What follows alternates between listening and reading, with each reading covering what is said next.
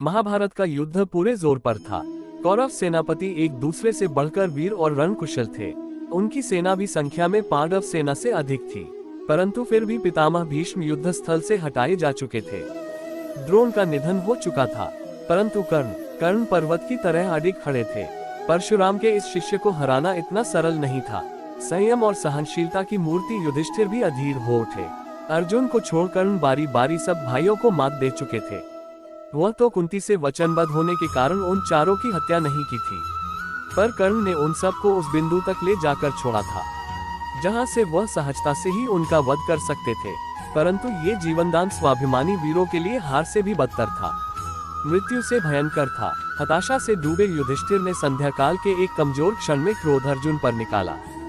तुम स्वयं को विश्व का सर्वश्रेष्ठ धनुर्धर समझते हो और उस सूतपुत्र को परास्त नहीं कर सकते। धिक्कार है तुम्हें, धिक्कार है तुम्हारे गांडीव को। अर्जुन अपनी भर्त्सना सुन सकते थे, अपने गांडीव की नहीं। जो भी उनके गांडीव का अपमान करेगा उसे वह जीवित नहीं छोड़ेंगे, ऐसा प्रण था उनका। परंतु आज अपमान करने वाला और कोई नहीं, उसके ज्येष्ठ भ्राता थे, उसके पिता तुल्य। उनकी हत्या की बात तो सोची भी नहीं जा सकती थी, परंतु अपना प्रण उससे भी झूठे कैसे पड़े। दुविधा में थे अर्जुन, और उन्हें इस दुविधा से निकाला श्री कृष्ण ने। उन्होंने एक राह सुझाई, पितृ निंदा पितृ हत्या के समान है, अतः तुम वैसा कर अपने प्रण की रक्षा कर सकते हो। अर्जुन ने बड़े भाई की, उनके द्यूत व्यसन की कड़ी निंदा की। उन्हीं के कारण ही वह इस स्थिति को पहुँचे थे। पत्नी समेत वनों में भटके थे, वर्षों अपमान के दंश सहे थे। युधिष्ठिर की प्राण रक्षा तो हो गई, परंतु अर्जुन पर पाप लग गया पितृ हत्या का, और अर्जुन इस बोझ को लेकर नहीं जी सकते थे। अतः उन्होंने आत्महत्या की ठानी। संकट अभी टला नहीं था। हर समस्या का हल खोज निकालने में निपुण कृष्ण ने एक अन्य राह सुझाई।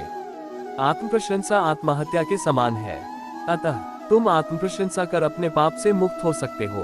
अर्जुन ने वैसा ही किया। इस तरह अर्जुन का प्रण भी रह गया और दोनों भाइयों की जीवन रक्षा भी हो गई। आत्मप्रशंसा आत्महत्या के समान है।